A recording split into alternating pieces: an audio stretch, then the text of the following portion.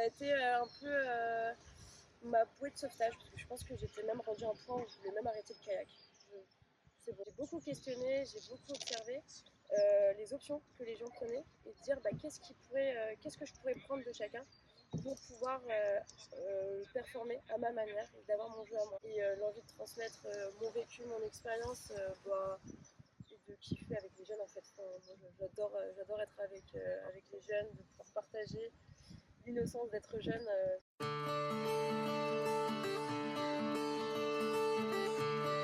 Aujourd'hui, je vous propose un épisode autour d'un parcours à la fois inspirant, lucide et très humain.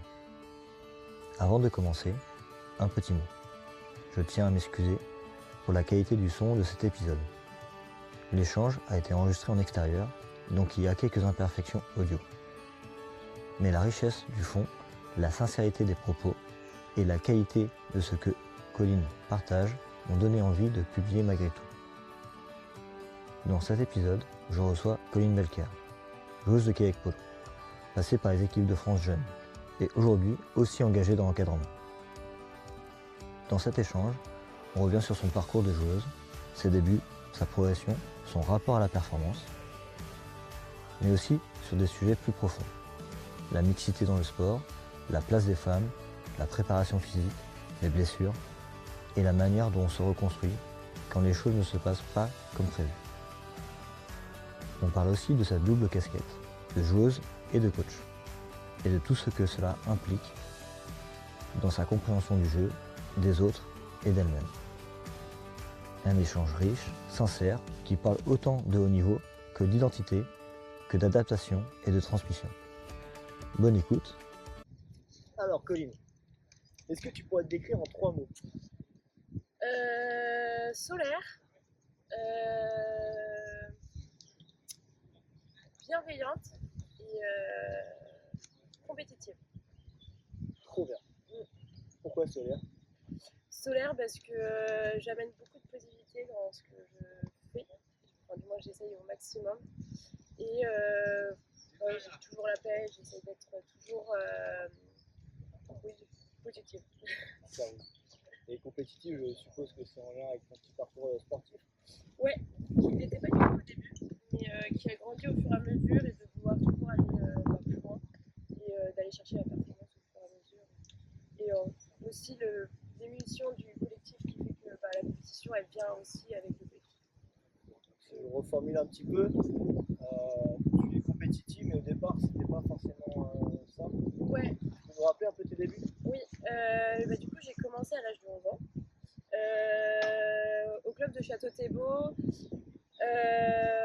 avec du coup mes copines, principalement avec mes copines d'enfance, liées actuellement que tu as déjà croisées, et Zoé Farge par exemple. Où en fait, j'ai découvert le kayak qui est à 500 mètres de chez mes parents et j'y allais de manière régulière, sachant, petite anecdote, Valérie a commencé à encadrer au club de Château-Thébault la même période où j'ai commencé du coup le kayak. Donc c'est drôle parce qu'elle est vraiment devenue coach et puis après copine d'enfance, de copines du coup. Et du coup, petit à petit, je me suis plus orientée vers le kayak polo. Mais j'ai touché effectivement à du slalom et à la descente.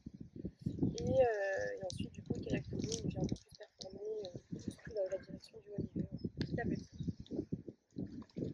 Du coup, tu as pris la direction du haut niveau, mais qu'est-ce que tu as pu vivre l'aventure en jeu? Et du coup, en 2014, j'ai commencé du coup le nouveau championnat. Non, avant j'avais fait des équipes jeunes, où du coup j'ai fait cadet, c'était la période où on parlait de cadet, mixte. Là aussi, du coup, c'était hyper intéressant. J'ai dû faire un stage de développement jeune. Et après, effectivement, en 2014, j'ai pu rentrer en National 1 avec l'équipe de Château-Thébault. Et par la suite, en 2015, je suis rentrée au CP44, le comité départemental de Loire-Atlantique. Et là, du coup, j'ai fait ma première sélection en équipe de France. Tout s'est un peu accéléré pour ma part. J'y suis rentrée à l'âge de 17 ans. Et c'est vrai que je ne m'y attendais pas. J'avais le niveau, j'avais l'envie, mais pas forcément. J'avais quelques lacunes. Et effectivement, après, au fur et à mesure, les années sont venues et j'ai fait 5 ans en équipe de France par la suite. Ok. Voilà. 5 ans d'équipe U21. Ouais. Ça fait effectivement 2015, ça fait 2020. Où effectivement j'ai pu grandir, mûrir et vraiment me... Enfin, moi je sais que ça a été mon éducation, le CAC Polo, ça a été mon éducation de A à Z. Et en tout cas, de passer de bébé parce que tu es mineur, parce que tu apprends, tu découvres le haut niveau, etc. Et à grandir et à monter du coup en 2020 à être meneuse d'équipe et justement commencer à rendre l'héritage aux plus jeunes qui arrivent en équipe de France. C'était cool. Enfin, humainement, en tout cas, j'ai vachement appris par rapport à tout ça.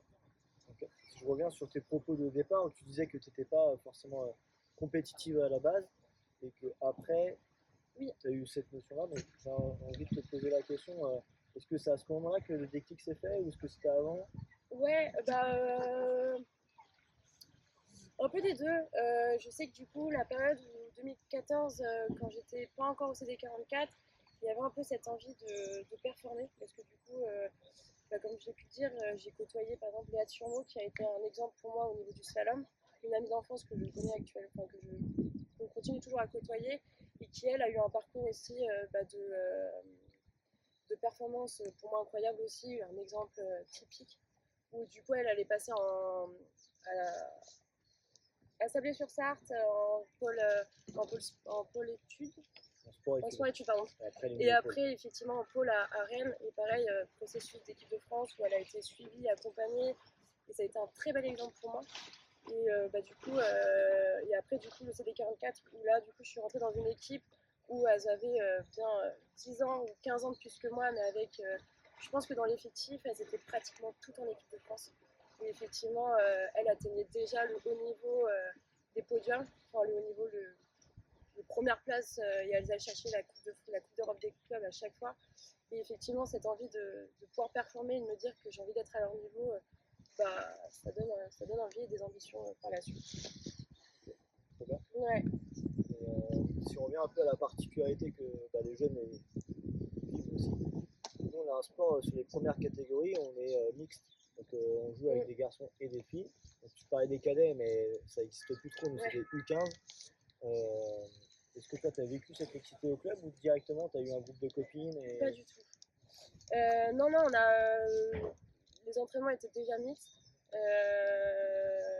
Et même du coup, au niveau du club de Château-Thébault, vu que c'est un petit club, il n'y a pas forcément du coup, une dynamique club qui s'installe.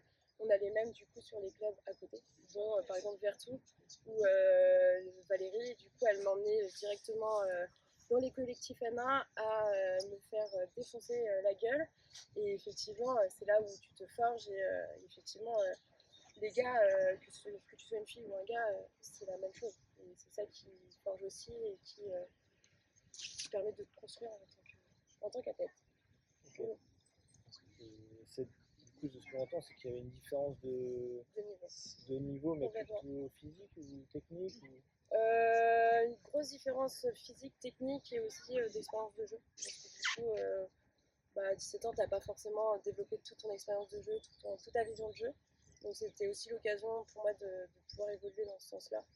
Mais ouais, c'était effectivement des périodes un peu dures, mais c'était vraiment chouette. Ici, à qui joue en mixité là?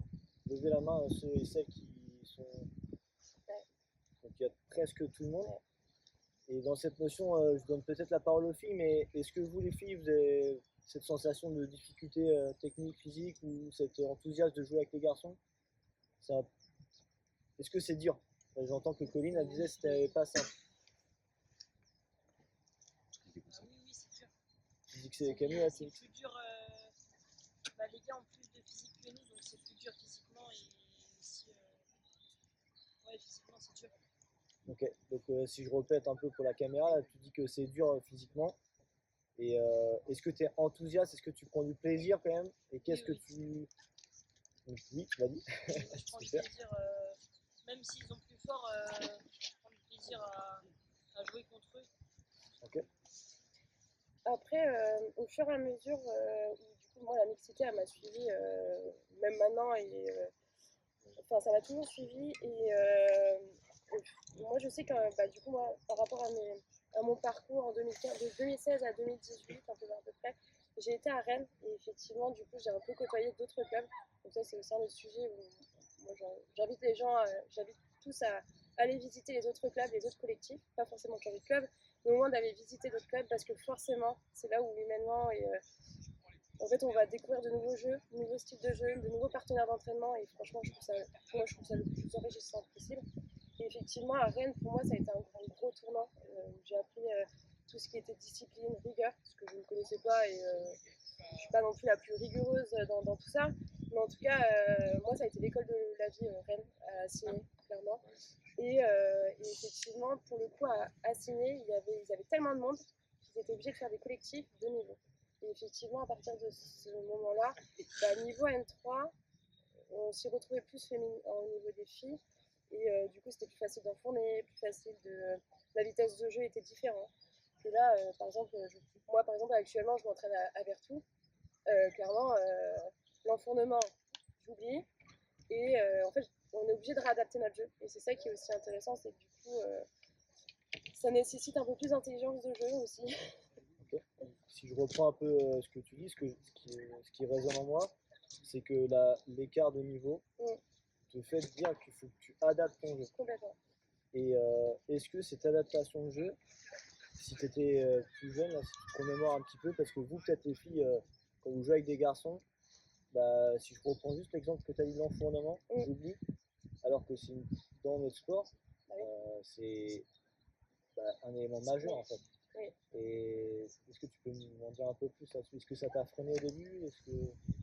L'enfournement, oui, parce que du coup, par exemple en défense, quand tu es sur une aile et que effectivement tu as quelqu'un qui arrive sur toi, qui a un gros bloc, qui peut clairement, majoritairement, la majorité des choses, tu n'y arrives pas.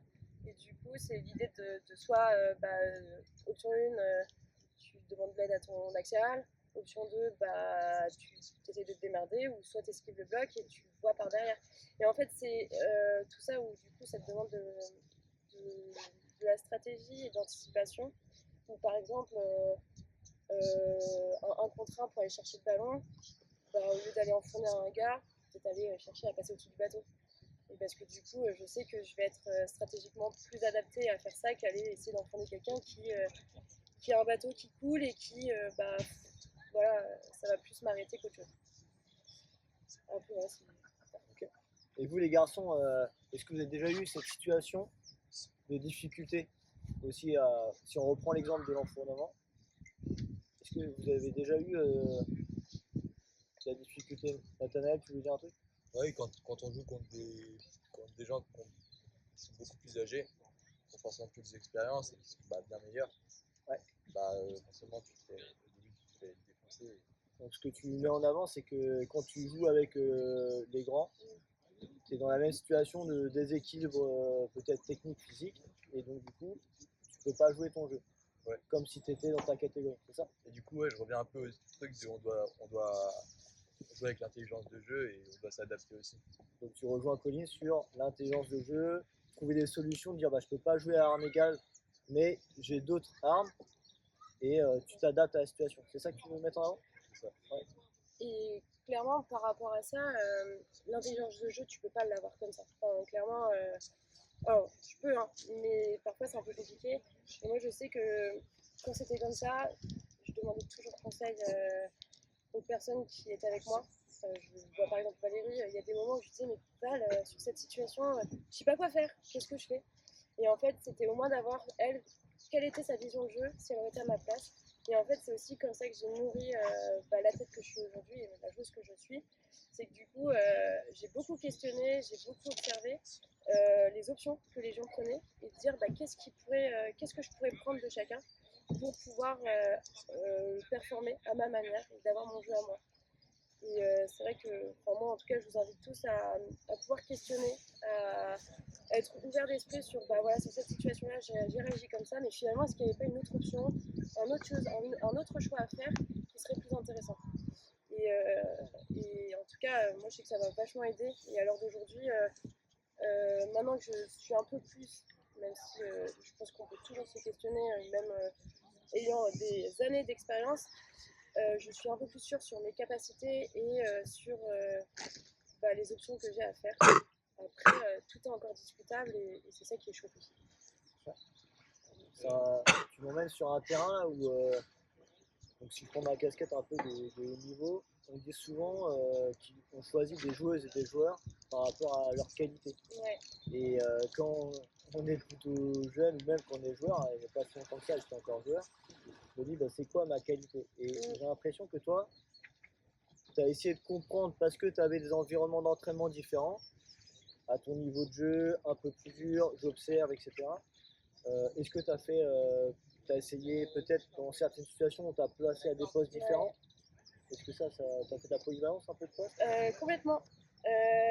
Du coup, quand j'étais en équipe de France, on me demandait vachement d'être à l'intérieur, en tant que pivot et bloqueuse, mais principalement bloqueuse et aussi axiale, au vu de mon gabarit et de mes capacités.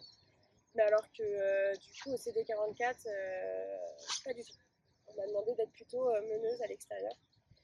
Et du coup, ça c'est dû au fait aussi que du coup le collectif a dû changer et du coup on a dû renouveler tout ça. Et du coup on avait besoin de plus de personnes à l'extérieur avec plus d'expérience pour pouvoir mener le jeu. Et effectivement du coup à l'heure d'aujourd'hui j'ai un petit peu plus de polyvalence que ça a été avant. Et ça m'a même perdu à des moments. Vas-y, développe un petit peu, perdu à des moments, ça m'intéresse. Ça m'a perdu en tant que joueuse dans mon jeu à moi, mais aussi dans ma posture dans l'équipe.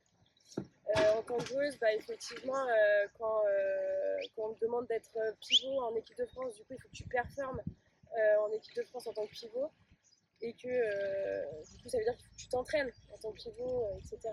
Et qu'en fait, on te dit, non, en fait, Colline, va à l'extérieur, parce qu'en fait, on a besoin de toi à l'extérieur.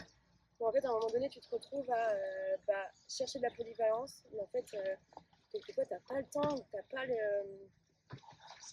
tu peux pas tout travailler d'un seul coup. Quelquefois, il faut faire des choix.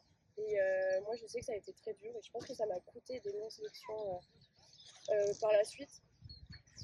Mais en tout cas, voilà. Et sur ma posture dans le joueuse, quand j'étais du coup en équipe de France, j'ai eu effectivement cette posture de meneuse de jeu, alors que c'était 44, pas du tout.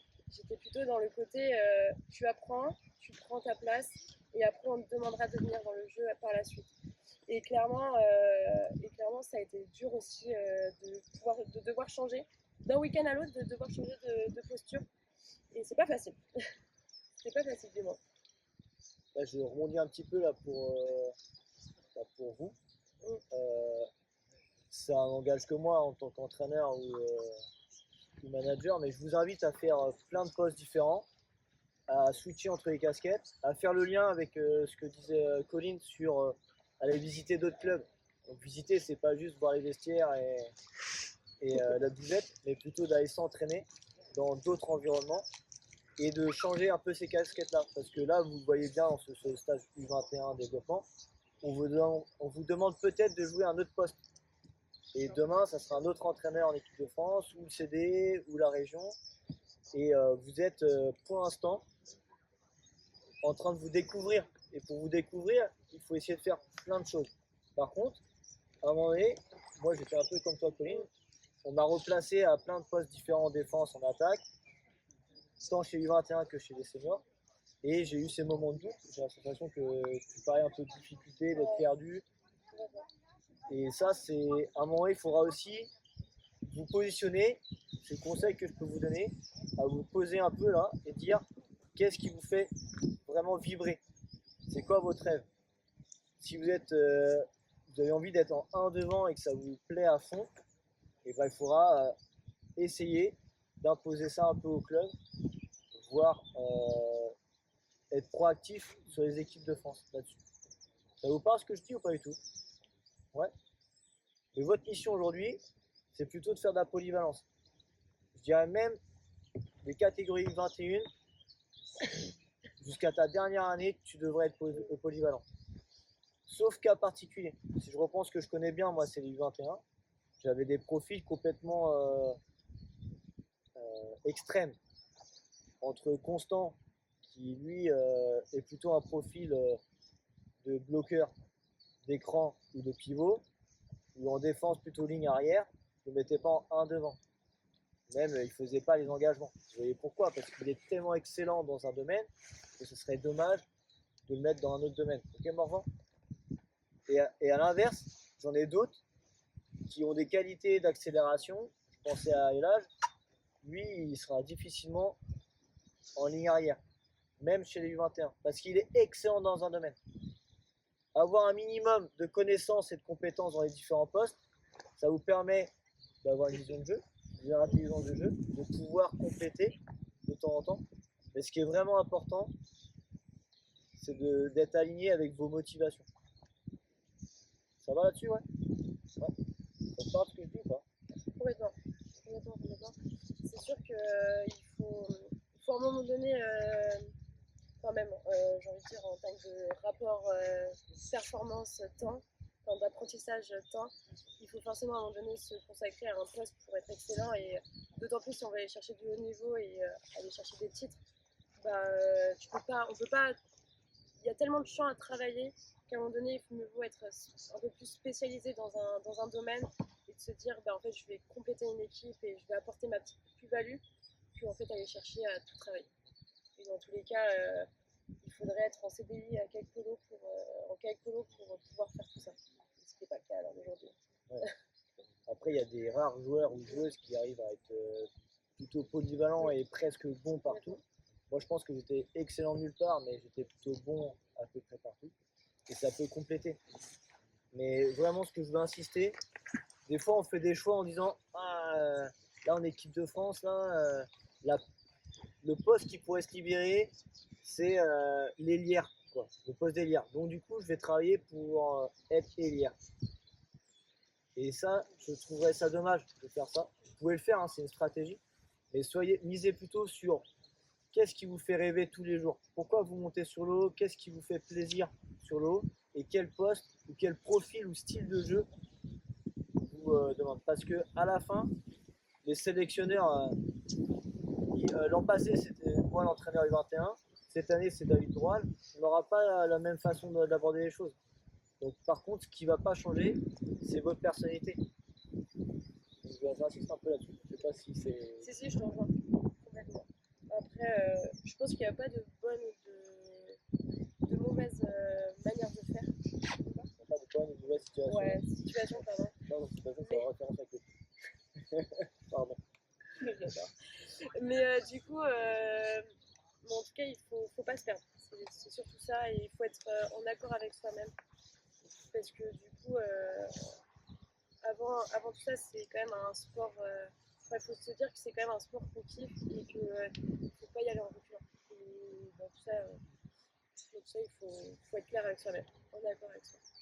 Ça fait une petite transition tout à l'heure, on en parlait, et si tu n'es pas obligé de répondre, je ne vais pas aller dans ce terrain-là, mais en off tout à l'heure, tu m'as parlé un peu il y a eu un petit déclic, un petit virage dans ta carrière. Ouais. Bah, du coup, suite à mes 5 années en équipe de France, où en soi, tout s'est très bien passé, et j'étais une très fidèle des équipes de France, et la logique a fait que normalement je devais rentrer en équipe senior. Enfin, bien évidemment, voilà, le potentiel en moi, du moins. Il y a eu le Covid, et en fait, pendant le Covid, je me suis entraînée comme tout le monde chez soi, potentiellement essayer d'aller faire du kayak, mais plus. Et j'ai aussi commencé ma vie professionnelle, où du coup, pour information, je travaille dans le social. J'ai accompagné à cette période-là des jeunes mineurs non étrangers, des jeunes mineurs non accompagnés, donc des jeunes qui ne sont pas avec leurs parents, qui étaient en foyer. Et ça a été une période très dure professionnellement, où du coup j'ai pu voir et assister à des choses où j'espère à personne de le voir. Et ça m'a un peu traumatisée, et c'est ce qui a aussi amené à un surtrop d'entraînement. Du coup, j'ai compensé énormément ce que j'ai vécu au travail, à l'entraînement. Et quand du coup les sélections avaient repris pour surtout ça, la saison 2021, si je l'ai dit, ouais, pour Catane, Claire, moi, elle me prenait en prog, et en fait, je me suis blessée. mois de juillet, veille des sélections équipe de France. C'était pas facile parce que du coup, mentalement, j'étais prête. Pour moi, il m'emmenait à Catane. Je pense que c'était la seule année où mentalement, j'étais sûre de moi. Mais en fait, ce qui a fait que tout s'est renversé, c'est que du coup, j'ai failli partir en burn-out. Et aussi, du coup, la conséquence de tout ça, c'est que une tendinite. Et ça a été très dur de voir les équipes de France partir. J'avais l'impression d'être abandonnée. Parce que du coup, 5 ans en équipe de France et de savoir qu'en fait, on ne te prend pas parce que tu es blessé. C'est un peu une question d'abandon parce que fait, tu lâches tes copines, tu lâches l'univers, etc. Et tu n'as connu que ça, une routine équipe de France pendant 5 ans. Finalement, c'est protocolaire. Les calendriers ne bougent pas, etc. Et c'est très dur. Et moi, j'ai mis énormément de temps à m'en remettre. Et du coup, j'avais l'impression que toutes mes sphères que j'avais construites depuis des années s'abattaient. Et du coup, je me suis réfugiée. Non, du coup, pardon. Claire avait arrêté ma programmation et étant blessée, je ne savais pas quoi faire. Reprendre une programmation un peu lambda, un peu moins personnalisée, ça ne m'allait pas parce que une tendinite à l'épaule, il faut la soigner. Mais du coup, il y a peut-être des choses que je ne peux pas faire. Je n'ai pas les compétences. Et du coup, je ne savais pas à qui demander de l'aide pour repartir et essayer de revenir du coup à mon niveau que j'avais avant. Et c'est là où je suis tombée sur le CrossFit. Et le CrossFit m'a énormément aidée. Enfin, du moins pour moi, ça a été mon... Excuse-moi, je te coupe, mais est-ce que tout le monde connaît le CrossFit ici? Oui. Ouais. Pour ceux qui ne connaissent pas, peut-être, c'est un sport, comme nous qui avec Polo, mais qui s'est démocratisé il y a une dizaine d'années en France, et qui mélange plein d'activités entre le cardio, de la gym et de l'haltéro. Et donc il y a plein de mouvements dans tous les sens. Et voilà. Donc toi, tu as découvert le CrossFit. Ouais, ça a été un peu ma bouée de sauvetage, parce que je pense que j'étais même rendue à un point où je voulais même arrêter le kayak. C'est bon. J'avais fait ma carrière, j'avais fait ce que j'avais envie de faire. Et du coup, je voulais arrêter le kayak. Et en fait, le CrossFit m'a sauvée dans le sens où, changement de lieu, d'entraînement encore. Donc, j'avais plus la casquette de colline au niveau, colline équipe de France, colline assez faire des choses derrière. Et en fait, derrière, j'ai pu rencontrer un nouveau cercle d'amis, un nouveau mode d'entraînement qui a fait tout, j'ai refait mon éducation sur la préparation physique. Et en fait, à l'heure d'aujourd'hui, oui, j'étais en équipe de France pendant 5 ans. J'avais des capacités et je les ai vraiment pareil que moi. En fait, aujourd'hui, avec le CrossFit, ça m'a permis d'avoir d'autres capacités qui sont même davantage plus rentables qu'il y a 10 ans maintenant. Est-ce que tu pourrais juste, si on fait un focus sur la notion de prépa physique, c'est quoi la plus-value que tu as eu en CrossFit par rapport à ce que tu faisais déjà, parce que tu étais 5 ans en équipe de France, tu t'es entraîné en prépa physique. Ouais. Quand on parle de prépa physique, souvent on fait le rapprochement que avec la salle, il y a aussi le bateau, mais là on va peut-être se concentrer sur la salle. Ouais, la salle. Du coup, pendant mes 5 ans, j'avais suivi les programmations de Max Gouillet et un peu d'Herman. Ouais. Donc c'était des programmations qui donnaient toutes les semaines ou tous les mois, où en fait c'était pas personnalisé, donc tu les faisais et voilà, c'était pour toi. Mais c'était principalement axé sur du développé couché et du TP, tirage planche. Et là, alors que là au CrossFit, j'ai redécouvert le poids de corps. J'ai découvert les squats, les jambes.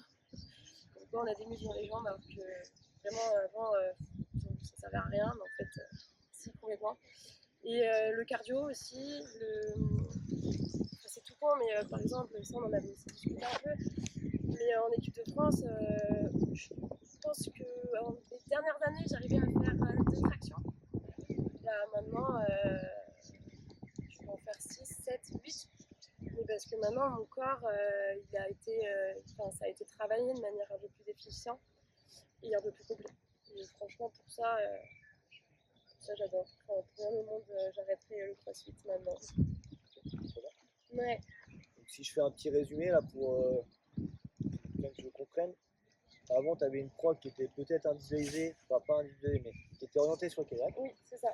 mais qui étaient principalement des ateliers comme le DC et le TP, qui pouvaient être un peu apparentés en poids de corps à des pompes et des tractions. Donc que 2 ateliers majoritaires. Tu faisais ça combien de fois par semaine, ces exercices avant? La prog, De 2 à 3. 2 à 3 muscles par semaine, sur ces mêmes ateliers. Ouais.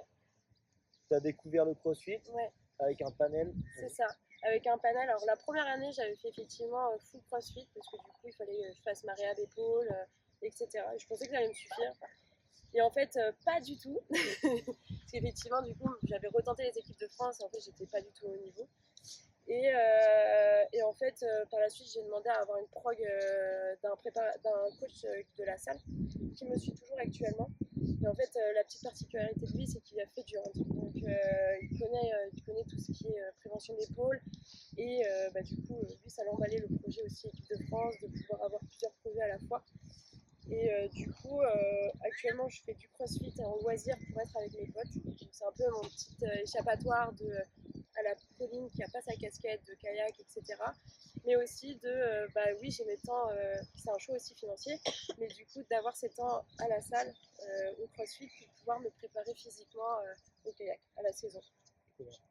Là, tu mets le point, c'est ma casquette de préparateur physique, mais tu mets le point sur. Vous vous souvenez, quand j'ai décrit le CrossFit, c'est un sport, comme le kayak polo. Donc si on est bon au CrossFit, on ne peut pas forcément être bon au kayak polo.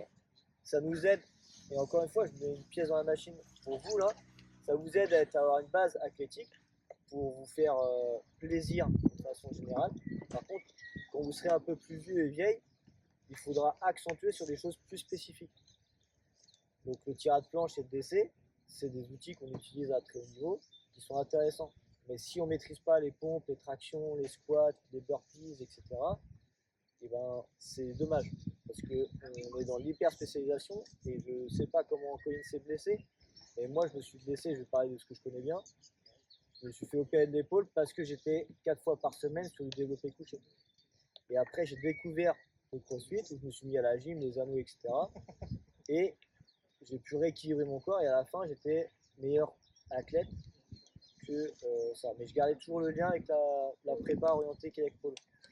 Vous, l'outil que vous avez, j'insiste, je fais de la pub, c'est les tests Espoir kayak polo. Ils ont été pensés par un mec qui est ici. Je n'ai pas dit génial, mais je le pense très fort. Ça c'est la petite blague. Mais c'est étudié pour avoir le mix entre ce que dit Colin, de la PPG générale et du spécifique.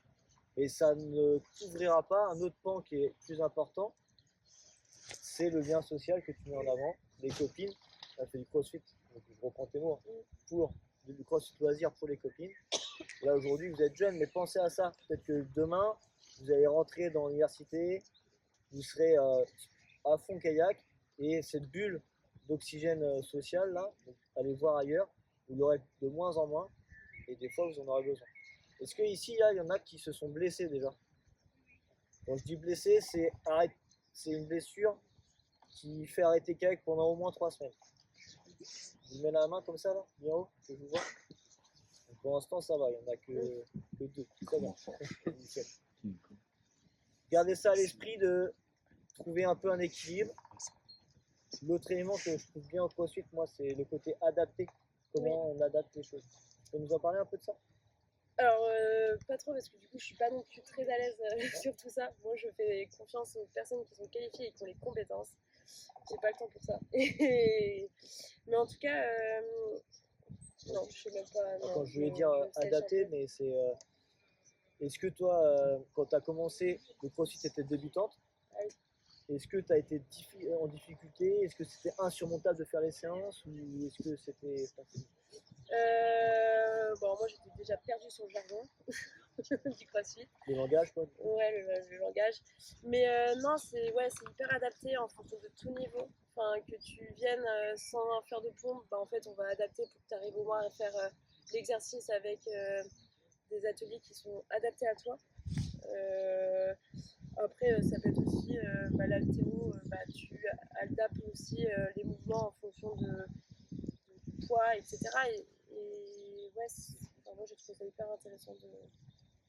Ce matin, vous avez fait un petit WOD ce matin, non? De 15 minutes là. C'est les filles peut-être qu'on fait ça, peut-être pas les gars? C'était les filles. L'adaptation des pompes, c'était quoi à la fin? Sur les genoux. Ouais.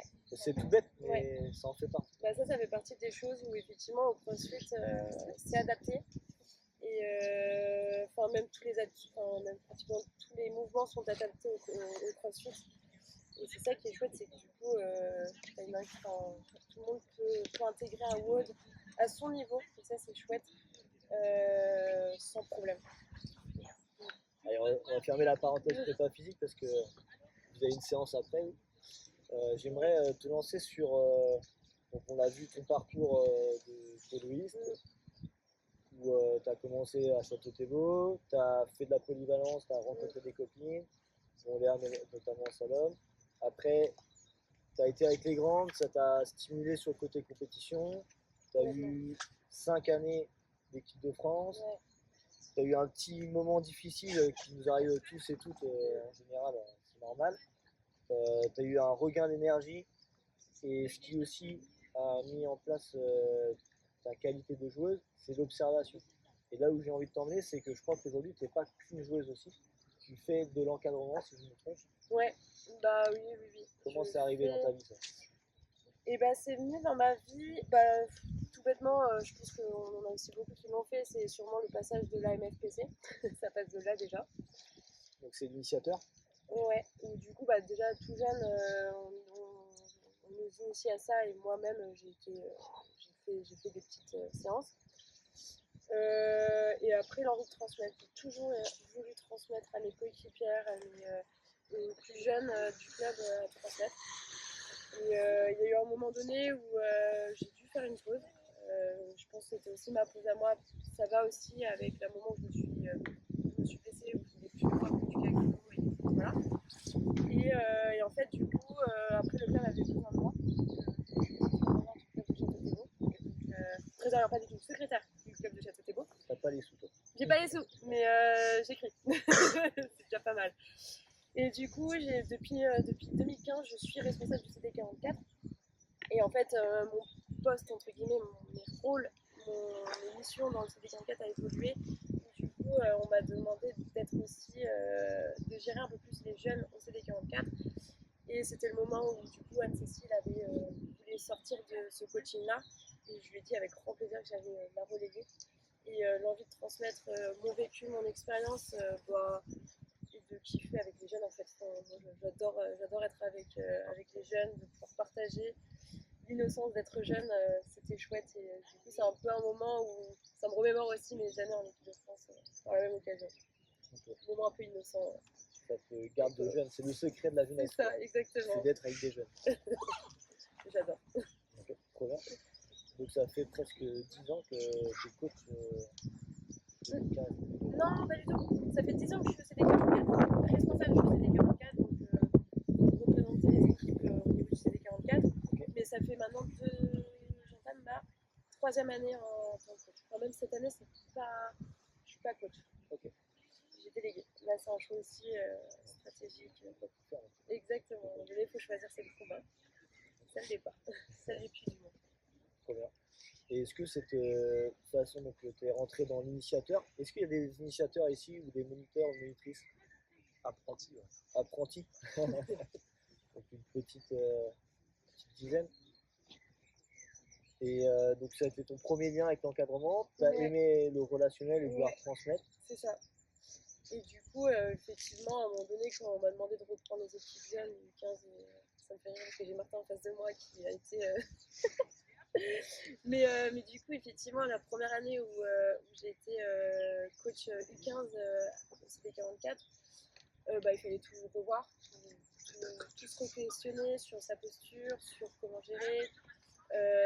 T'apprends un peu sur le terrain parce que du coup, effectivement, c'était pas professionnel et voilà. Mais en tout cas, je sais que moi, en tout cas, la force que j'ai, c'est que mon travail m'a permis aussi j'ai transféré des trucs de mon travail sur le groupe jeune et ça fait aussi, et mes valeurs aussi, et ça fait que du coup, en tout cas, les 2 années où j'ai coaché à temps plein, ça a été des très belles équipes et j'ai vraiment kiffé transmettre autant de valeurs et d'expériences.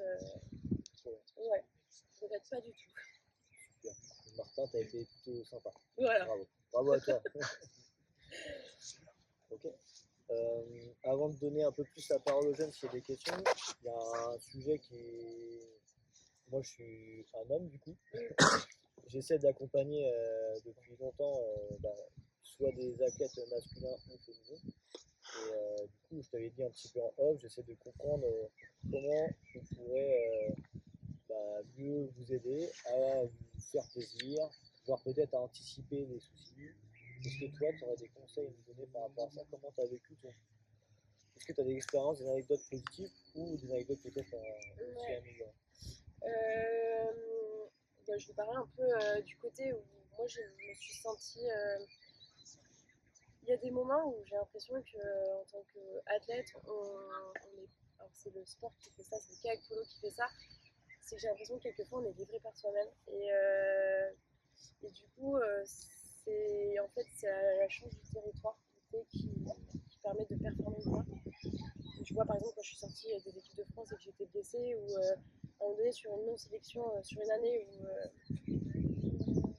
on m'a sorti de sélection, en fait j'ai fait une CA Cup, un tournoi, c'était le tournoi de Saint-Omer, où en fait je suis sortie de ce tournoi avec une subluxation de la main, et en fait derrière t'as pas d'accompagnement. Et ça, pour le coup, c'est un retour où je suis en mode t'es un peu laissé, tu signes, tu viens pour le projet, et en fait derrière, quand on n'a plus besoin ou qu'on te remercie, enfin t'es un peu remercié, et du coup c'est un accompagnement un peu après cela, ou au moins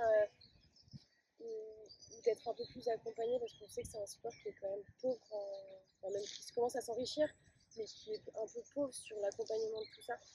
Et même du coup, souvent on a si tu veux des conseils ou des tips, appelle-moi. Quand tu fais les démarches, parfois ça tombe toujours sur les mêmes, et forcément du coup ils ont moins de temps, etc. Et du coup quelquefois tu te retrouves vraiment livré par toi-même par rapport à tout ça. Notamment le suivi de blessure. Ouais, suivi de blessure ou l'accompagnement, là tout récemment, pareil, ça c'était un moment dur pour moi, mais l'année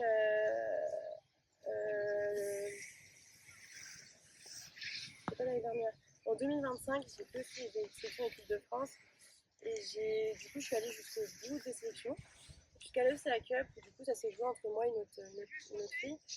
Et en fait moi j'ai eu un drame familial la veille de partir à l'ECA Cup. Et en fait je fais le choix de partir. Il y avait une préparatrice physique, et en fait cette professionnelle, elle était top, parce que du coup elle m'a remobilisée à mort. À me dire, voilà, ta grand-mère elle est décédée, elle serait très contente de voir que tu es dans cette compétition-là, que tu fais des équipes de France, etc. Ah mais moi ça m'a regagné, enfin, ça m'a vraiment reboosté à mort, en disant mais oui effectivement ma grand-mère elle serait trop contente, etc. Je le fais. À la veille de la fin, suite au week-end, voilà, le sélectionneur m'appelle et me dit que je suis plus en équipe de France. Je suis pas sélectionnée pour les équipes de France. Et en fait, tu as ce côté de putain, la préparatrice mentale, pardon, elle m'a préparée, elle m'a formatée pour que je sois présente, pour que je me batte jusqu'au bout. Et en fait, du coup, je suis pas en sélection, je viens au deuil, et en plus de ça, ma grand-mère, elle est peut-être triste là-haut. Et qu'est-ce que je fais de tout ça? Et en fait, derrière, il y a de l'humain, et quelquefois, je trouve qu'on peut pas tout le temps adapter les choses en fonction de la personne, l'individualité. Mais c'est vrai que du coup, il y a quelquefois des choses où quelquefois c'est un peu dur. Et là, ça, c'est quelque chose que j'ai très mal vécu. Et voilà, c'est dur pour moi. Enfin, en tout cas, voilà. Déjà, merci de nous partager ça. C'est pas simple de Non, partager c'est pas simple. Et voilà. Après, voilà, je me suis remise, et je dis qu'effectivement, on ne peut pas faire du cas par cas à certains moments. Et je pense qu'il y a encore plus de bienveillance à apporter dans tout ça. Après, il y a d'autres choses qui sont formidables, hein, aussi. Tout ce qui est mis en place, pour moi, là, ça se développe de manière incroyable. Je vois bien un changement de manière de voir les choses au niveau du kayak polo, et ça me plaît de plus en plus. C'est chouette. Voilà. Okay, cool. C'est pour ça aussi que tu reviens un peu dans ce projet des Bleus là. C'est aussi pour ça, ouais. Exactement. C'est un penchant et une revanche aussi sur moi-même, tout ça. et peut-être faire le deuil de beaucoup de choses. Mais en tout cas, c'est chouette. Bah, merci beaucoup. Merci. Est-ce que vous avez des questions, les jeunes, à Colline, ou est-ce que ça va? C'est bon. Parce que moi, j'ai posé plein de questions. Il n'y en a pas une qui traîne là, dans le coin? Ok, bah, merci beaucoup pour cet échange là. Avec plaisir. Merci aux jeunes d'avoir été attentifs. Merci. On va arrêter là-dessus. Voilà, c'est la fin de cet échange avec Colline. Ce qu'on retiendra, je crois, c'est qu'un parcours sportif n'est jamais linéaire. Il est fait de progression, de doutes, d'adaptation, parfois de blessures, mais aussi de rencontres, de remise en question et de reconstruction.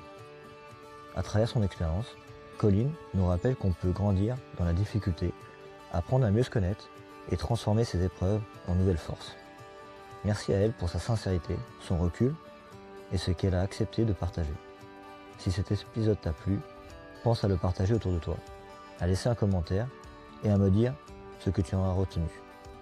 Et nous, on se retrouve très bientôt pour un prochain épisode.